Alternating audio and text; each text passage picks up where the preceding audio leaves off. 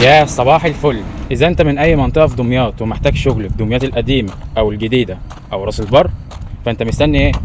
خش اكتب لي في التعليقات يلا نوع الشغل اللي انت عايز تشتغله وانا هتواصل معاك فورا وان شاء الله هتشتغل. وبالنسبه للشغل الاونلاين، الناس اللي حابه تشتغل من بيتها اي محافظه في مصر اعرف اجيب لك شغل باذن الله اونلاين وتشتغله. كل دوت بينزل على الجروب كل يوم الساعه 7 الصبح. بنزل الشغل الخاص بدمياط وبنزل الشغل اللي بيكون على النت، الشغل الاونلاين اللي انت محتاج تشتغله من بيتك، بس ده لازم يكون خبره. مفيش حد في الشركه هتاخد واحد ما عندوش خبره يقول لك انا، هتلاقي واحد داخل لك يقول لك ايه انا عايز، انا بعرف اتعلم بسرعه والجو ده.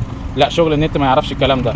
تروح تاخد لك كورس في اي مركز وربنا يكرمك ان شاء الله. وبالنسبه للمراكز، بسم الله ما شاء الله دمياط بقت متعبيه مراكز، تروح لك اي مركز تتعلم منه، واهم حاجه تتعلم منه حاجه تطلع منها تشتغل على طول. بالنسبه للشغل الاونلاين ده برضو عامل معايا مشكله كبيره، وهي اللي انا ما بنزلش منه كتير.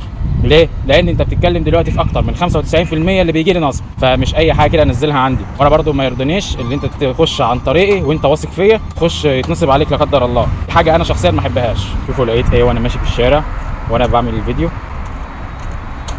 سجاره اروح اديها لمديري واصبح عليه. اللي هو حوار اللي انزل كل يوم شغل اونلاين، انا عارف اللي انا معجز معاكم فيه، لان انت بتتكلم دلوقتي انا كل يوم بنزل، هي يعني ممكن انزل لك 20 30 40 شغلانه، تمام، وتلاقي مثلا شغلانتين او شغلانه او زيرو شغل اونلاين. ففعلا ان عشان اجيب لك شغل مضمون 100% تاخده وتغمض عينك كده وتروح تقدم فيه وتشتغل، فصدقوني يا جماعه الموضوع ده صعب قوي، مش بالصوره اللي انتم متخيلينها.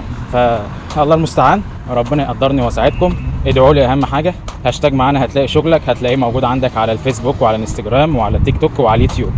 خش اشترك بقى في المنصات الحلوه ديت واللايك الجميل بتاعك وبس كده. سيب لي تعليق بالشغلانه اللي انت عايز تشتغلها. اتشرفت بمعرفتكم يا جماعه. سلام.